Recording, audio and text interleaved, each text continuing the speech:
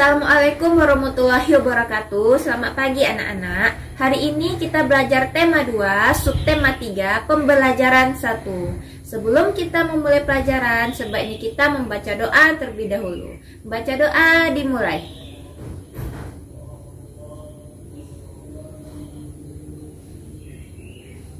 Baca doa selesai. Sebelum ibu menyampaikan materi pelajaran, sebaiknya anak-anak ibu baca tujuan pembelajaran kita hari ini. Tujuan pembelajaran bisa anak-anak ibu baca di samping ibu.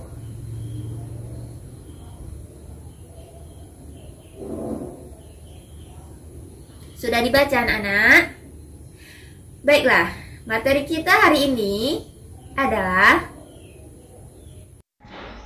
anak-anak. Menjaga persatuan dan kesatuan bangsa merupakan kewajiban seluruh rakyat Indonesia karena negara kita sendiri dari berbagai suku, agama, dan ras.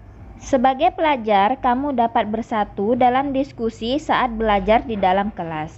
Persatuan yang memperteguh tekad dalam mencapai tujuan telah dicontohkan oleh para pejuang.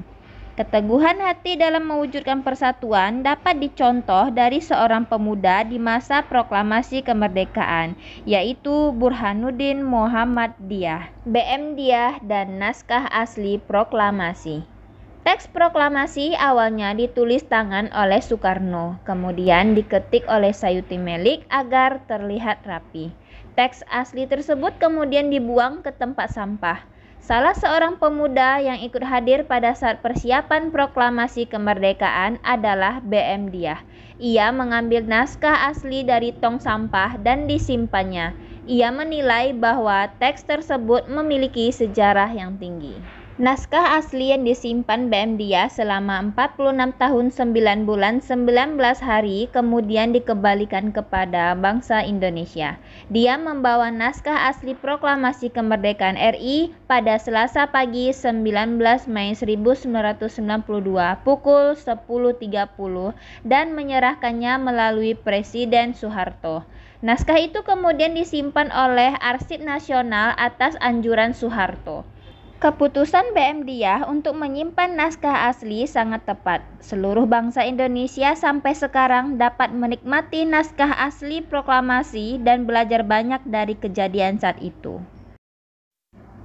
Bisa anak-anak ibu amati, ini naskah proklamasi tulisan tangan Insinyur Soekarno. Kemudian, ini naskah proklamasi yang sudah diketik oleh Sayuti Melik.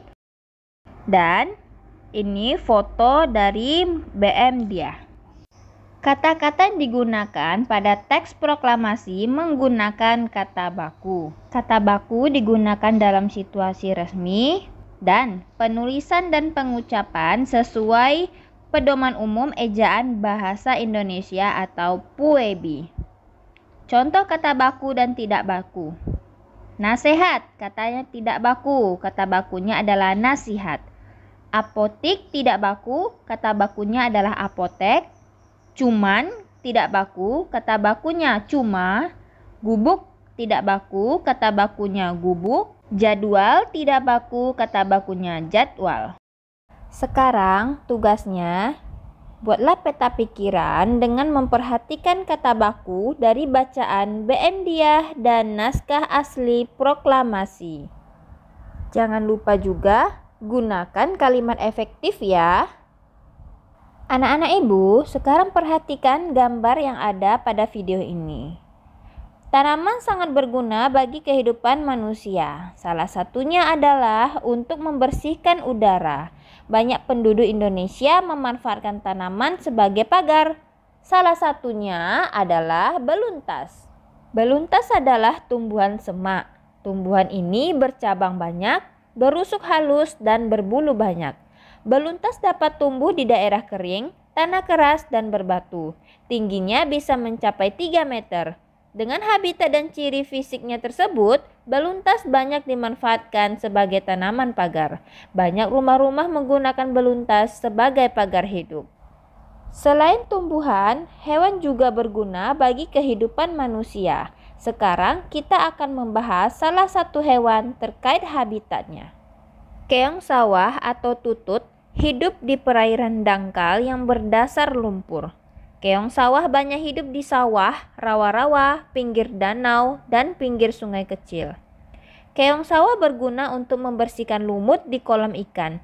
Keong membersihkan lumut atau rumput yang biasanya tumbuh mengambang di atas air. Anak-anak, tumbuhan dan hewan memiliki banyak manfaat bagi manusia dan lingkungan. Sekarang kita akan membahas manfaat hewan bagi manusia dan lingkungan.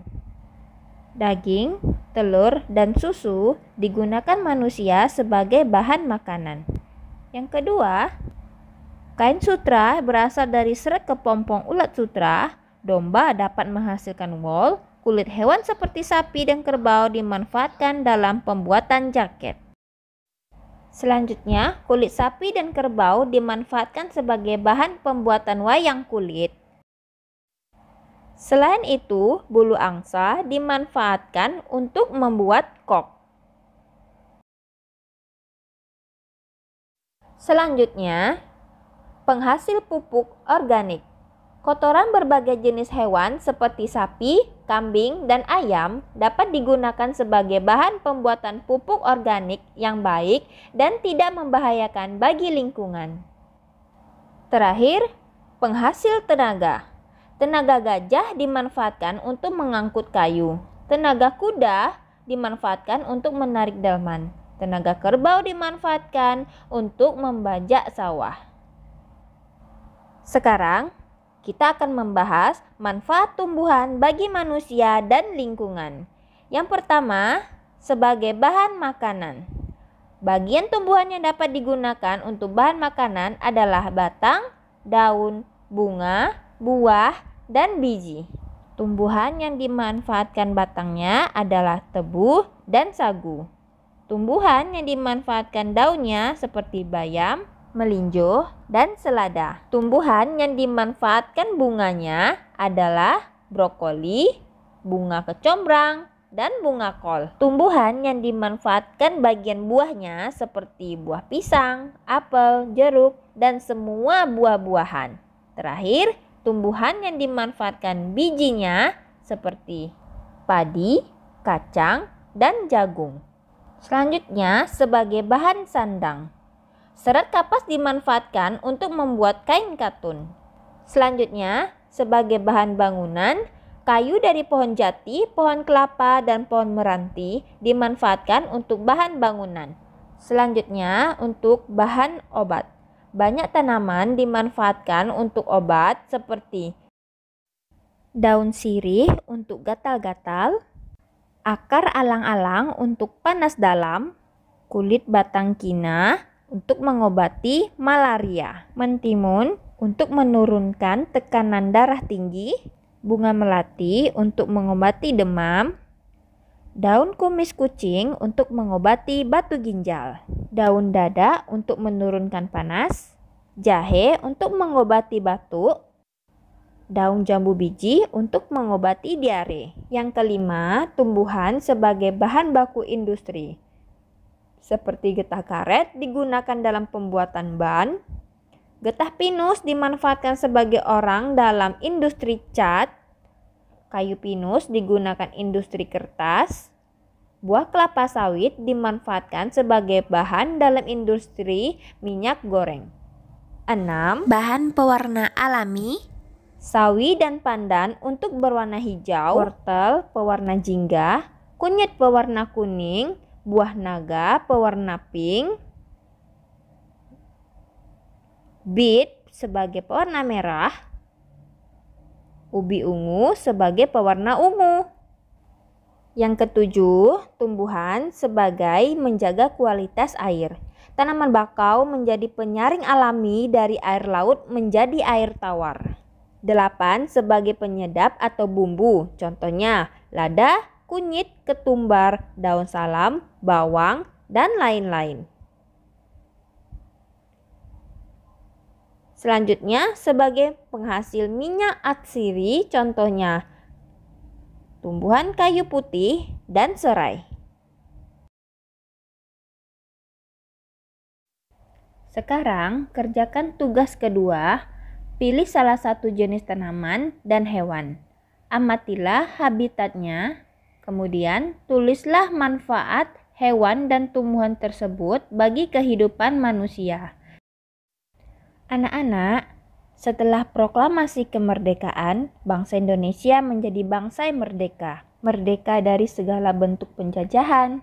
Setiap warga negara berhak untuk menikmati kemerdekaan tersebut, namun berkewajiban pula untuk menjaga kemerdekaan. Pada masa penjajahan, para petani tidak dapat menikmati hasil taninya, karena hasil tani harus distor ke para penjajah negara kita. Kemudian, anak-anak tidak bisa bersekolah, tidak bisa mencicipi pendidikan. Setelah merdeka, petani dapat menikmati hasil pertaniannya. Pedagang bebas berjualan, anak-anak bisa memperoleh pendidikan dan mewujudkan cita-citanya. Negara yang besar adalah negara yang rakyatnya sejahtera. Setelah merdeka, rakyat mewujudkan kesejahteraan dengan cara kerja keras dan pantang menyerah.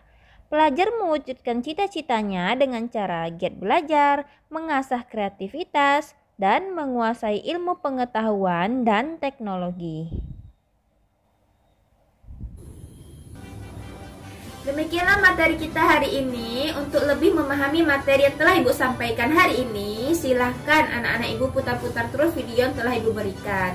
Jika kurang paham, bisa bertanya kepada kedua orang tua, kakak, abang, atau saudaranya di rumah. Ibu akhiri, wassalamualaikum warahmatullahi wabarakatuh.